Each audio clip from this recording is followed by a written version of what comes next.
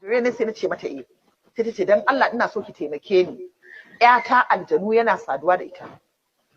Shekaran ƴarki nawa? Sai ta ce shekaran ƴarta 6.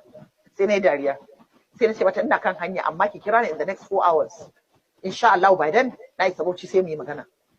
Sai ta ce mun to muka je bata kira ni ba cikin iko Allah sai bayan isha'i muna zaune da mijina bana mantawa da ta kira ni sai na ce mata tambayan farko da nafta ya kika gane aljanu na saduwa dan ita tunaninta da ya bata yar shekara 6 bata san namiji ba ya za ta ce min duk lokacin da ɗa namiji yake tafiya haka take bin shi ta kama al'aurarsa ya tafi namiji da gudu sai ta kama al'aurarsa ya tafi namiji da gudu ya tafi duk inda ta ga ɗa namiji haka take bin sa ta kama al'aurarsa ta zama addicted to wannan masifa.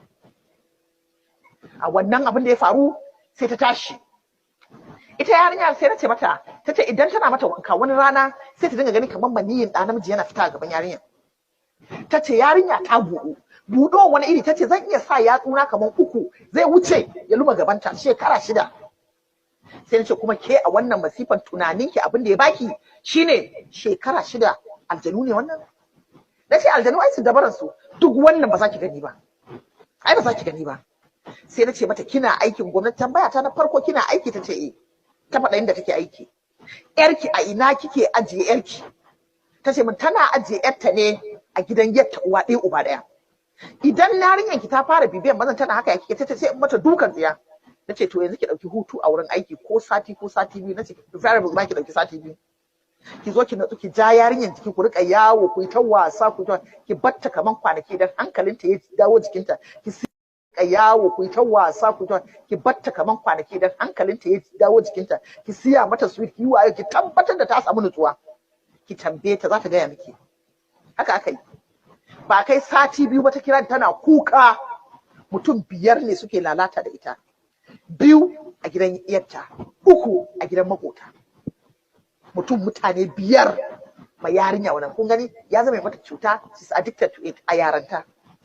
So duk inda ta gani tana son namiji yayin wannan abin da ita. A yaranta ta has become addicted to it. Uwa kina zaune. ƴaƴanmu mun ki mu ja su a jiki mu zauna in suna da matsalolin ke da Allah tashi ki bani wuri ke da Allah tashi ki bani wuri.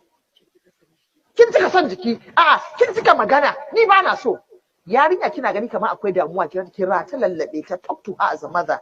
Ki magana da ita kamar kawa shi yasa kullun nake faɗa wa iyaye mata cewa duk duniya ƴaƴanki ba su da ƙawaye sai ke ce ƙawar ƴarki ke ce ƙawan ƴaƴanki da farko domin duk duniya ke za su kawo damuwa idan sa ke ce kika san yadda zaki dan duk duniya ba su fi yarda da kowa ba ke suka fi yarda da ke musamman wa ke suka fi yarda da ke amma yau baki san damuwan ƴarki ba abin da ya dame ki shi yasa nayi magana da zu son duniya kina yawon son duniya abin da ya dame kenan ki samu abin da zaki sa a cikin aljihu yau a ce kina da shi kuɗin kuma a je biki ana ta sawa ana ta kare ki je ki samu ki ta zunubi da shi shine abin da ya dame ki ba za ki sadakan kirki ba ba za ki taimaki makota ba ba za ki taimaki marasa galihu ba wannan duk baya cikin ajandan ki abin da yake ajandan ki shine ki ta coco a gari wannan kenan to yanzu mun san wannan sai mu duba abubuwan da ya kamata a kiyaye